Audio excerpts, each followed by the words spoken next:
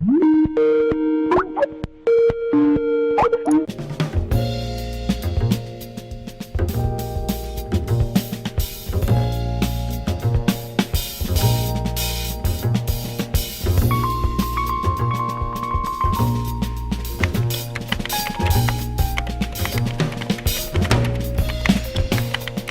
estoy bien, creo que ya me he acostumbrado un poco a estar encerrada, a trabajar desde el encierro.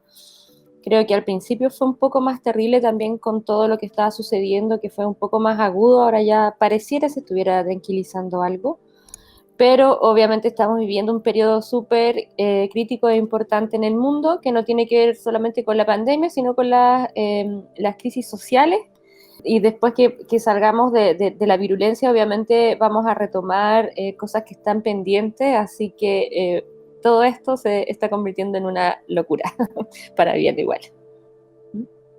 He lamentado la muerte que ha tenido esta pandemia, pensando en pandemias anteriores, como antiguamente, cuando moría mucha gente por epidemias, por pandemia, obviamente, donde no había tampoco remedios y era algo bien como normal, era una pérdida que se asumía dentro de lo que sucedía.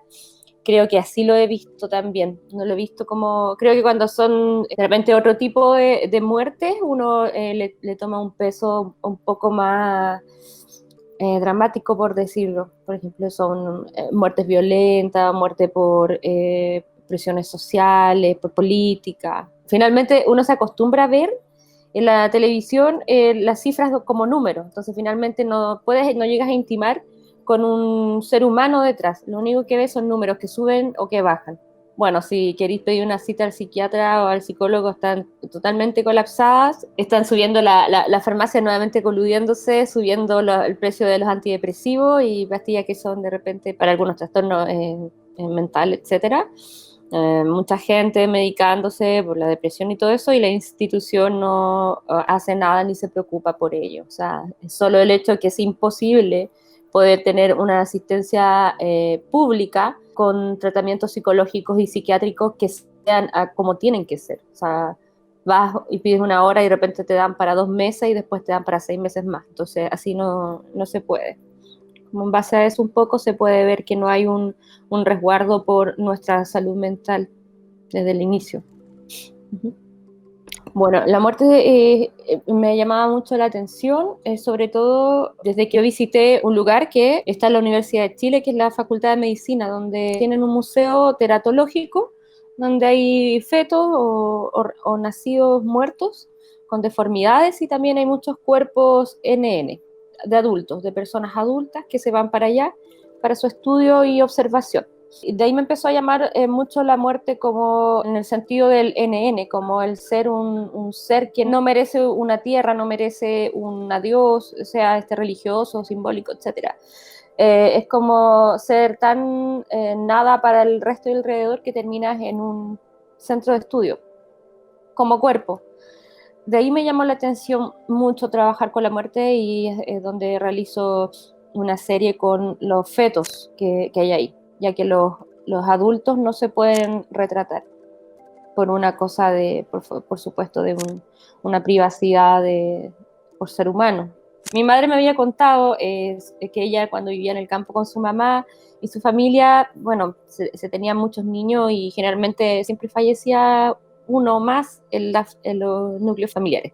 Y ella me contaba que con su mamá le hacían unos trajes blancos a esos niños, a esas guaguas, y se adornaban con flores, con velas y se velaban toda la noche, que era como una fiesta, con folclore, con trago, con vecinos, etcétera. Y cuando yo vi esas guaguas en esos frascos con formalina, como que me acordé inmediatamente de ello y me dieron ganas de retratarlos desde esa forma, pero de esa manera también como abarcando sobre la monstruosidad que ellos presentan para el otro, como esta estética de lo grotesco que puede tener un ser deforme y que eso también lleva al abandono y al desecho, como metáfora.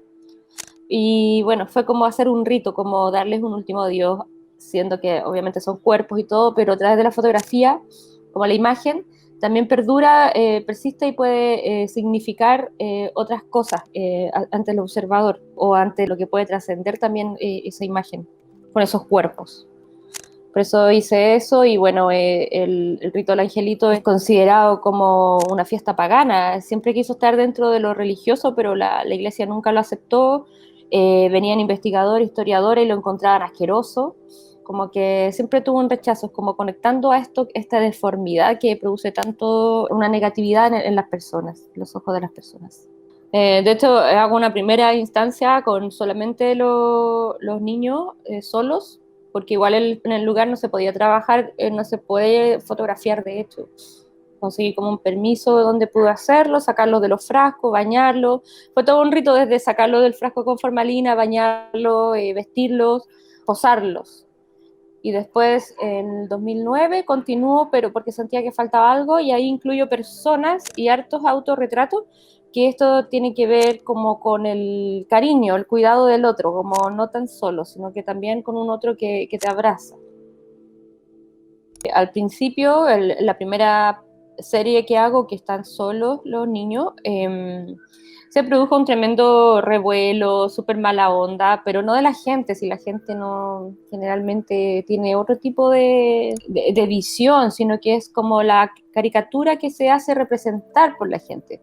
Se metieron un político de derecha, diciendo que tenían que investigarme porque yo me estaba robando las guaguas, los niños de los hospitales, inventando cosas que eran súper absurdas, o sea, como que tenéis que darte cuenta de los dedos frente que hay cosas que son imposibles de hacer, como la historia de que se creaba de que yo me robaba las guaguas, como quién se puede robar guaguas y hacer después fotografías, como muy absurdo. Esa era la visión de este político. Y bueno, ¿quién más? En prensa también se hizo bastante como, ni siquiera crítica, sino como una visión morbosa respecto al tema. Entonces en un momento cerré y ya no quise, como si me invitaran a algún lugar a hablar del trabajo, no hablaba nada.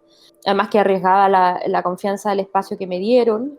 Y luego continué tranquila con ello, hice un libro, se sumó a la siguiente serie y ha sido mucho mejor así, porque al ser exhibida y todo eso no produce el rechazo como se genera una cosa más masiva. Cuando lo estaba realizando, como estaba en un espacio que tenía que hacerlo rápido, que no me vieran, me concentré en hacerlo bien. Lo primero que tenía que hacer era bañarlas, luego las ponía en unos recipientes, se iban para la sala donde hacíamos las fotos y concentrar bastantes fotos que estaban todas puestas en escenas, con fondos, con algunas recreaciones extras. Y luego, bueno, me tocó el trabajo de laboratorio, el trabajo en blanco y negro en película, que luego coloreó. Entonces trabajaba en laboratorio y ya iba empezando a distinguir alguna sensibilidad con la imagen. Y luego al colorearla, creo que ahí ya yo me sentí con una sensación muy intensa, muy profunda, y sentía que había hecho algo que tal vez lo mecanicé un poco, pero que en realidad era importante. No me refiero a algo como una obra importante, sino como algo importante para trabajando con la muerte. Siempre va a tener un significado eh, como profundo, no es algo como cualquier cosa. Lo del inicio de los usos de pesticidas, eso se generaba bastante en los años 60, 70, donde no había un control de los componentes ni de la cantidad, entonces causaba daños tanto en los óvulos como en los espermatozoides, entonces de antes ya tenían problemas en que se malformaban todas estas células. Y muchas de las guaguas que retraté son de este periodo. Y después, bueno, también podemos hablar ahora respecto cuando llega a nacer y morir, o llegar a término un niño con una deformidad que es inviable a la vida. No tenemos leyes de aborto que puedan proteger a esta madre y a estos seres en que están ya previstos para la muerte, y en este caso un tremendo desgaste y riesgo para la madre. Por ejemplo, de lo familiar, de las fotos que hice, que están como con unas familias, el amor, el querer, pero con un ser deforme. Es como queremos o aceptamos la deformidad o lo grotesco o lo diferente, desde lo corporal, desde lo mental, cómo nosotros incorporamos a personas que tienen capacidades diferentes a nuestra cotidianidad o o personas que tienen deformidades, que casi no existen adultos, porque mueren muy pequeños, lo que incorporamos dentro de también encontrar una belleza. Es como esos cuerpos, al tener estas deformidades, hablan en sí misma como todo lo que tiene que ver con el abandono, con la discriminación y el rechazo. Eso lo llevo hacia como la moral. Bueno, el retrato mortuorio existe desde que existe la fotografía, de 1800 y algo. Antes se hacían máscaras mortuorias, que era sacar como la impronta del rostro de personas como conocidas, famosas, poderosas, la ilustración, etcétera. Y cuando existe la fotografía, inmediatamente se empiezan a hacer retratos mortuorios, como que eso algo era muy típico, tanto con adultos como lo más que se veía eran las madres con sus hijos muertos, los padres con sus hijos muertos, y me llamaba mucho la atención esa fotografía, la encontraba muy hermosa, porque quedaba también como la última imagen que tú podías tenerlo contigo, cosa que ahora no pasa, ahora es como morboso, la última imagen no existe, hay bastante prejuicio respecto al retratar la muerte. Y en base a eso, claro, decido hacer como los retratos mortuorios, tirado hacia lo latinoamericano también por la estética que utilizo, que es colorida, es un coloreado a mano, porque en general siempre la fotografía, cuando se iniciaba en estos retratos, era más atribuido a gente de clase alta de Europa. Después vino a Latinoamérica y ahí se podía retratar no solamente gente de poder, sino que gente del campo, de otros lugares de Latinoamérica. Yo creo que las personas que somos de clase media y clase media baja tenemos mucha identidad porque de siempre nos hemos tenido que arreglar con lo que tenemos a mano. Ahí nace la originalidad desde la cocina, la originalidad de cómo voy a adornar mi casa, cómo me voy a vestir, con qué me voy a vestir. Siempre hemos tenido que rebuscarla, y a partir de esto van apareciendo íconos, líderes, no sé, como hoy en día apareció el negro Matapaco, un perro quiltro, ¿cierto? Un perro de una clase media que andaba en la calle, no era un perro comprado, un perro que se atrevía y salía osado a las marchas, y bueno, su dueña lo dejaba porque el perro es libre. ¿Ya? Entonces, a partir de eso empiezan a aparecer muchos íconos, muchos elementos simbólicos. Siento que la mujer también, me refiero más a mujeres más dueñas de casa, más madres más, de familia, eh, son las que han instaurado la personalidad en su hogar, cada uno es distinto. Versus clase alta, que clase alta no tiene mucha necesidad, siempre tiene como todo a mano, por lo tanto no tiene mucha ocurrencia, no está no hay una generación del deseo desde lo precario, lo tienen todo, lo que quieren lo consiguen, por lo tanto no tienen íconos, no tienen símbolos y no tienen creatividad. Y eso se ve hoy en día, que ellos van y rompen nuestros mosaicos, nuestros murales, y ellos no hay nada que romperles, ni que les represente, desde esta cultura popular.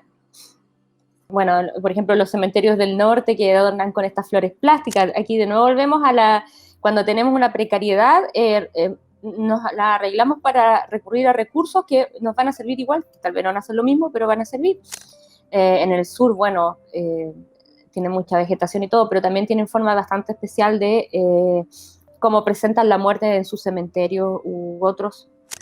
En el sur me atrevo a decir que el rito del angelito quizás todavía existe. Y hay que ver también las grutas, las animitas.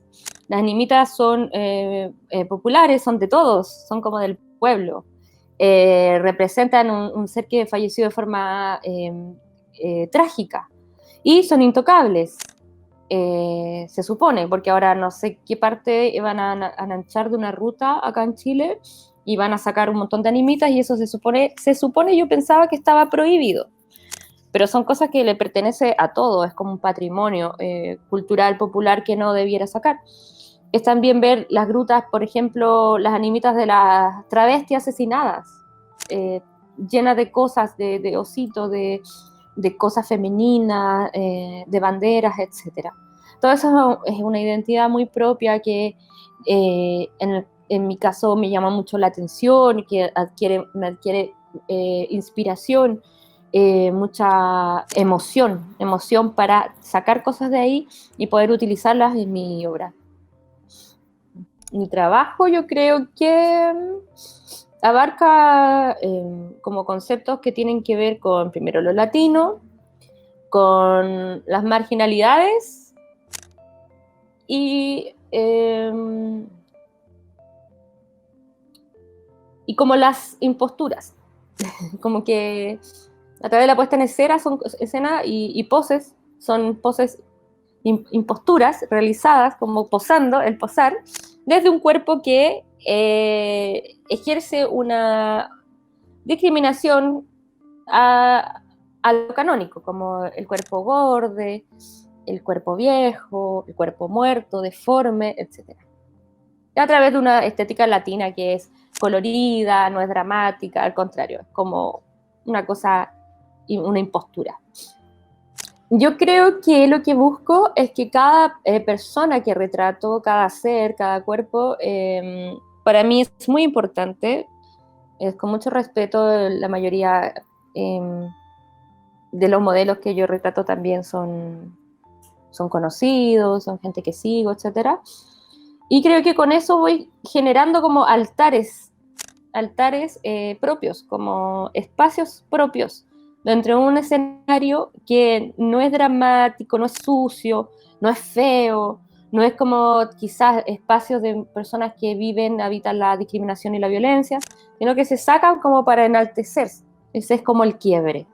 Primero, trabajo generalmente con series, no mucho con fotos solas, sino como que de una serie un tema. Y ese tema se va desglosando en distintos otros conceptos, otras ideas. Entonces, primero es escribir bastante, no teorizando, sino más desde de la emoción, del sentimiento que puede producir lo que voy a trabajar. Y después voy haciendo bocetos. Hago bocetos por cada fotografía. Entonces estudio primero, a veces el personaje primero, la persona que va a posar. Bueno, en este caso con las guaguitas elegí al más adecuado para cierta escena. O a veces al revés. El cuerpo me da la idea para la escena.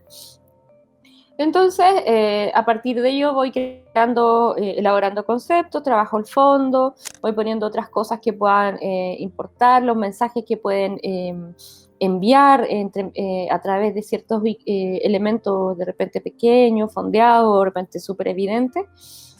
Y lo trabajo en puesta en escena, o sea, in situ, es como que como que fuera una performance estática, algo así como teatral, con todos los elementos.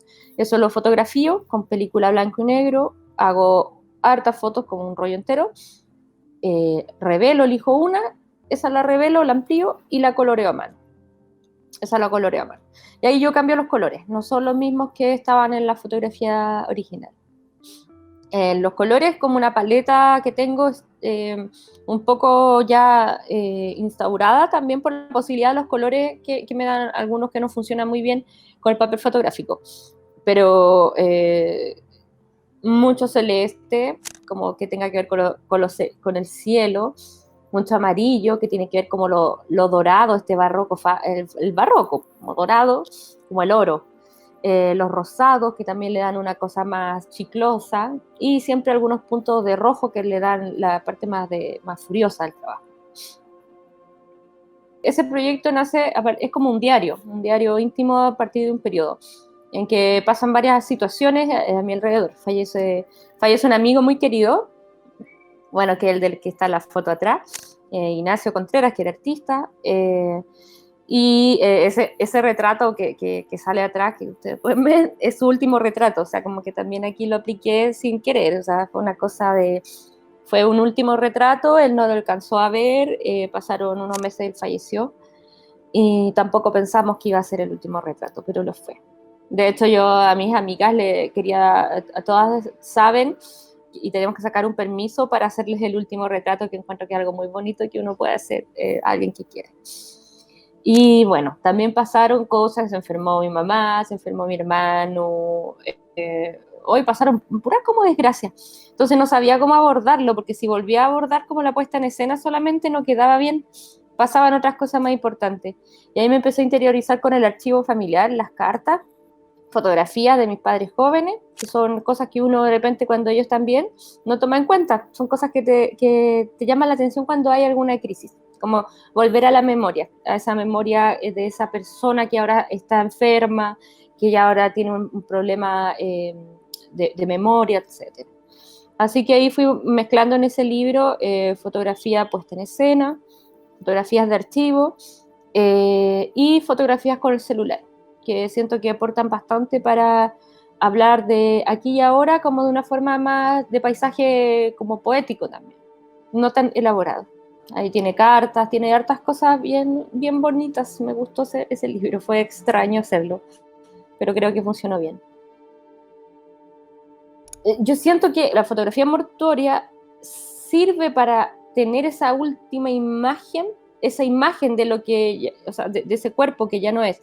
Siento que o sea, la muerte finalmente es el olvido, no más que eso, y que el cuerpo fallece y estas personas, estos niños, quizás, no sé cómo será en guaguas que no alcanzaron a tener nada de vida, se trasciende de acuerdo a lo que uno puede identificarlo como parte de uno, ¿cierto? Siempre quedan vivos. Pero el tener un retrato, un último retrato, como en el caso que le hice a mi amigo, por ejemplo, para mí es súper potente, más que lo tengo, como es grande, lo tengo que tener en la casa colgado, entonces siempre lo estoy mirando. Entonces siento que a veces le hablo, que a veces me mira y me sonríe, que a veces me dice no hagas esa estupidez, como que siento una conexión con esa figura fotográfica que sé que su alma no está ahí, pero lo siento. Y siento que también puede pasar eso con un niño fallecido, no sé, tu madre que fallezca. Mi mamá falleció el 2018 y yo le hice un retrato mortuorio, no le pude hacer bueno, le hice muchos retratos, así que además debe haber un último retrato, pero es conectar con esa imagen como representativa de lo que eso fue para uno.